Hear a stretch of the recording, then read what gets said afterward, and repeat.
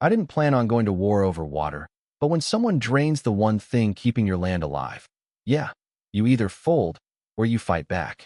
And me? I don't fold. It started real quiet, the kind of quiet you don't notice at first. My place sits on about 20 acres of rough highland. Nothing fancy, just rock, dirt, and stubborn grass. But underneath it runs a clean, cold aquifer that's been feeding my well since the early 90s. That well wasn't just a convenience. It was survival. Cattle, irrigation, everything depended on it. And for 30 years, not once did it fail me. Not in drought, not in heat waves, not even when neighboring properties dried up like old bones. Mine just kept going, steady, reliable, almost like it had a heartbeat. Then, the empty lot uphill sold. Now, usually when land sells around here, you get a retiree, maybe someone looking to build a quiet cabin. But not this time. This time it was a couple. Let's call them Darren and Elise. They rolled in with money, plans, and that polished city confidence that doesn't quite fit out here. Within a week, survey flags were everywhere, trucks started coming in, and suddenly that quiet lot turned into a full-blown construction zone. First time I met Darren, he walked over like we were already neighbors, smiling, easy tone, handshake a little too firm. He glanced past me more than at me, like he was already measuring things in his head. Asked about my cattle, my land. Then casually, real casual, he asked how deep my well was. Now, I didn't think much of it at the time. People out here ask that kind of thing. It's normal. So I told him, around 280 feet, solid water, no issues. He nodded like he was filing it away, thanked me, and walked back to his crew. 5 weeks later, my water pressure dropped to 0. Not low 0. Pump kicked on, ran dry, shut off. Then again. 3 times in one afternoon. I remember standing there, hand on the pipe, listening to nothing but air, and thinking, no way. Not this well. Not after 30 years. So I called in a guy I trust, Mike. Been servicing wells in this county longer than most people have owned land here. He shows up with his gear, runs the tests, checks the depth, and then he just kind of pauses. Your water table dropped, he says. How much? About 60 feet. 60 feet. Now, water tables don't just drop like that overnight. Not unless something big is pulling from the same source. So I asked the obvious question. Who's drilling? He didn't even hesitate. Just nodded uphill. I drove up there that same afternoon, and yeah, didn't take long to see it. Massive drilling rig, industrial scale, not your typical residential setup, pushing down deep. Way deeper than mine ever went.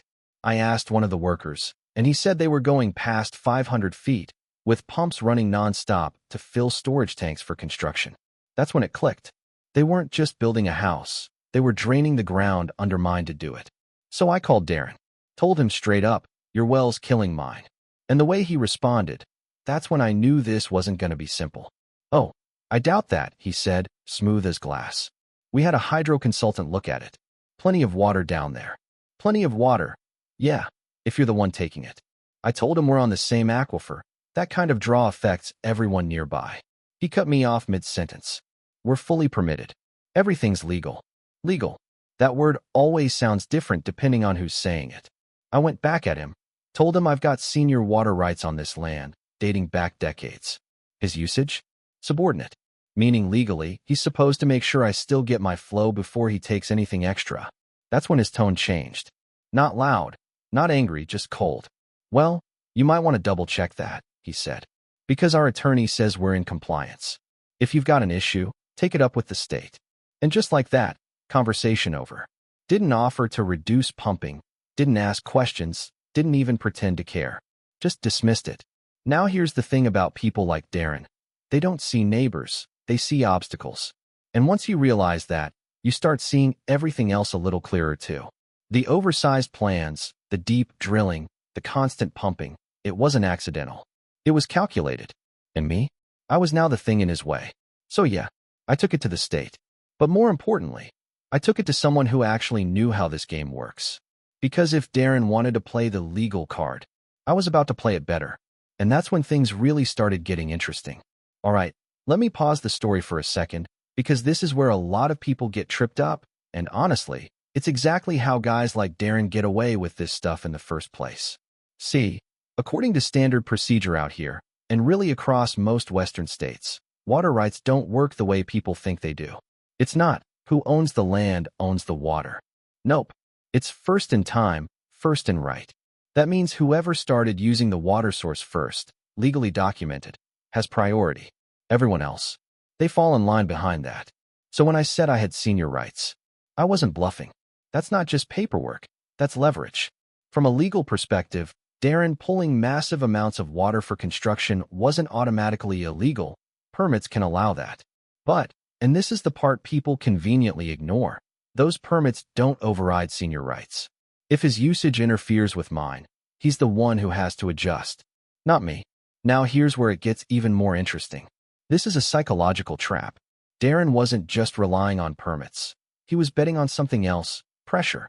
Most people, when faced with legal pushback, delays, and the cost of fighting, they back off. They settle. They accept a small payout and move on. That $5,000 offer later, that wasn't generosity, that was strategy. It's called anchoring. Throw out a number, make it seem reasonable, and hope the other side is too tired or too unsure to fight for more. And if I had taken that deal, I wouldn't just lose water, I'd lose my rights long term. That's the part nobody tells you. The system doesn't protect you automatically. You have to enforce your position. And Darren knew that. He was counting on me not knowing it. The lesson here is simple, but it's not easy. Just because something looks official, permits, consultants, lawyers, that doesn't mean it's untouchable. It just means someone's confident enough to see if you'll push back. And me? Yeah, I decided I was going to push back. Hard. So yeah, once I understood the rules, and more importantly, how Darren was trying to bend them, I stopped reacting and started planning. Because here's the truth nobody says out loud. You don't win these kinds of fights by arguing louder. You win by making the other guy feel the consequences. And Darren? He hadn't felt anything yet. Not the water loss, not the pressure, not the cost. He was still operating like this was just another project he could bulldoze through with permits and paperwork. So I brought everything to my attorney. Let's call her Claire. She's the kind of person who doesn't waste words, doesn't raise her voice, but when she speaks, you listen. I handed her every document I had, my water rights certificate, the timeline, Mike's measurements, everything. She went through it line by line, quiet, focused. Then she leaned back and said something that stuck with me. He's overplaying his position. That's all she said. But what she meant was clear. Legally, I had him. So we made the first move. Claire sent a formal demand letter, clean, direct, no fluff. It laid everything out. My senior rights, the measurable drop in water level, the evidence tying it to his drilling. Then it gave him a choice: reduce his pumping immediately and restore my well, or prepare for enforcement. 30 days. Now most people, that's where they start negotiating. Not Darren. His response came back through some big city firm, pages of polished language basically saying, "We're within our rights. Your problem is coincidental, and here's $5,000 to make this go away." $5,000. For something that could cost me my entire operation. I remember reading that letter twice, not because it was complicated, but because I couldn't believe the audacity. It wasn't just a denial, it was a test. He was checking if I'd fold. So I didn't respond. Claire did. She filed directly with the State Water Authority, requested an emergency hearing. And let me tell you, those things don't move fast. 3 months went by before we got a date. 3 months of dry pumps, hauling backup water, watching my land struggle while Darren's construction kept rolling like nothing was wrong. But eventually, we got in that room. Hearing officer, stacks of documents, both sides present. Darren showed up in a suit that probably cost more than my truck. Sitting there like this was just another meeting on his calendar. Calm, confident, still thinking he had control. Then the evidence started stacking up. Mike's measurements, the timeline correlation, the depth of Darren's well, the pumping volume, my senior rights documentation. Piece by piece, that confidence started to crack. And when the hearing officer finally spoke, it wasn't long, it wasn't dramatic, it was just final. The evidence supports the senior rights holder. The respondent is ordered to reduce water usage by 60% immediately and fund the necessary work to restore the claimant's well capacity. 30 days to comply or face daily penalties. That was it. Clean.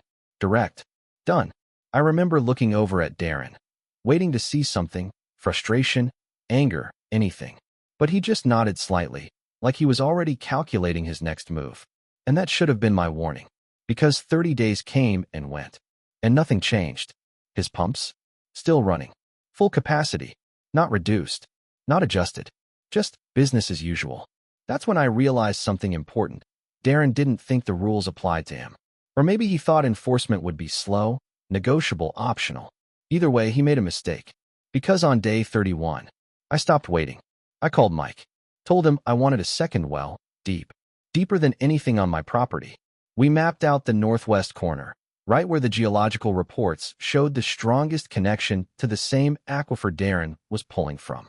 Mike looked at me and asked one question. You sure you want to do this? And I just said, yeah, I'm sure. 650 feet. That's how deep we drilled. It wasn't cheap, 35 grand. But Claire had already confirmed it was completely within my rights. If Darren could pull water from that formation, so could I. And here's the part that changed everything. Water systems like that, they balance. You pull hard from one side, it affects the whole structure. So when my new well came online, it didn't just restore my supply. It started pulling back. 2 weeks later, Darren felt it. His pressure dropped, fast. Not gone, but cut nearly in half. Enough to disrupt everything. Construction schedules, water storage, all of it. And suddenly, for the first time, he was the one with a problem. He showed up at my gate that afternoon. No smile this time. No handshake. Face red. Voice already raised before he even got out of the truck. What the hell do you think you're doing? I didn't rush. Just walked up, leaned on the gate like this was any other conversation. Fixing my water. That's interference, he snapped. You're sabotaging my system. I almost laughed at that. Sabotage. Funny how that word shows up when the tables turn. I reached into my pocket, pulled out a copy of the hearing order, handed it to him along with Claire's card. I'm operating within my rights, I said. Same as you. He didn't take it at first, just stared at me like he was trying to figure out how this flipped so fast. Because in his mind, he was supposed to win this. Eventually he grabbed the paper, skimmed it, jaw tightening with every line. And that's when reality finally caught up with him. Because now it wasn't theoretical anymore. Now it was his water on the line. His project. His money. Within a week, engineers showed up on his property. Flow restrictors got installed. Pumping reduced. Systems modified. Cost him about $28,000 just to stabilize things. And that wasn't even the worst part. Because once enforcement kicked in, all those days he ignored the order, they counted. Daily penalties stacked up. Legal fees added in. And per the ruling, he was still responsible for my damages. My new well? Covered. My legal costs? Covered. Penalties? Over 20 grand. All in. He paid more fixing the mess than it would have cost him to just respect the rules in the first place. And me? My water came back. Stronger than before. System stabilized, cattle back on schedule, land recovering. Everything he tried to take restored. But the real shift wasn't the money, or the well, or even the outcome. It was the look on his face that last time I saw him. Not angry, not even frustrated. Just quiet. Like he finally understood something he should have known from the start. Out here, you don't win by pushing people around. You win by knowing exactly where you stand and refusing to move. So yeah, that's how it ended. Or at least, that's how that chapter ended. Because if there's one thing I've learned living out here, it's that conflicts like this don't really end, they just evolve. And looking back on everything, there are a few lessons that hit harder than the rest. Not the kind you read in a handbook, the kind you earn the expensive way. First, power isn't about who talks the loudest. It's about who understands the system better. Darren had money, permits, consultants, the whole package. On paper, he looked untouchable. But the moment I actually dug into my rights, really understood what they meant, I realized something. He wasn't above the system. He was just hoping I didn't know how to use it. And that happens more than people think. The second lesson, and this one's a little uncomfortable, most conflicts escalate because one side assumes the other won't push back. That's the psychological angle nobody likes to admit. Darren didn't start aggressive, he started confident. Friendly even. But underneath that, there was an assumption that I'd be passive. That I'd accept inconvenience, maybe take a small payout, and move on. This is a psychological trap, and it's a common one. People test boundaries in subtle ways first. Questions, small actions, accidental oversteps. If there's no resistance, they go further. Not always out of malice, sometimes just because they can. And if you don't recognize that early, You end up reacting instead of controlling the situation. The third lesson, and this one matters legally, documentation beats emotion every single time. From a legal perspective, nothing I said would have mattered without proof. The measurements, the timeline, the original water rights. All of it built a story that couldn't be ignored. You can be 100% right and still lose if you can't prove it. That's just how the system works. Now here's the part people don't expect me to say. I don't think Darren saw himself as the villain. Seriously. In his mind, he followed procedure, got permits, hired professionals, checked the boxes. From his perspective, I was just an obstacle, someone slowing down progress, complicating a project he'd already invested in. And that's where things get messy. Because most real-world conflicts aren't good versus bad. They're perspective versus perspective. One person protecting what they've built, the other trying to expand what they believe they're entitled to. The problem is, when those perspectives collide, the impact isn't equal. One side loses more. In this case, it was almost me. And that's why the final lesson matters more than anything else. The lesson here is, if you don't defend your position early, you'll end up defending your survival later. By the time my well went dry, the damage was already happening. If I had waited longer, if I had hesitated, negotiated, compromised too soon, I might have lost access to that aquifer entirely. And once that's gone, you don't just fix it. You adapt or you leave. So yeah, I drilled that second well. Not out of revenge. Though I won't lie, there was a little satisfaction there. But because it forced balance back into a system that had been pushed too far in one direction. And sometimes, that's what it takes. Now here's where I'm curious. Because situations like this, they don't have one right answer. Some people would have taken the $5,000 and walked away. Some would have gone straight to court even faster. Others might have tried to negotiate, find a middle ground, avoid escalation altogether. So let me ask you, what would you have done? Would you fight it the same way or handle it differently? And more importantly, do you think Darren actually learned his lesson? Or is he just waiting for the next opportunity to push the line again? Because trust me, people like that, they don't usually change overnight. And if you think this story ends clean, well, let's just say, what happened next? Yeah, that's a whole different story.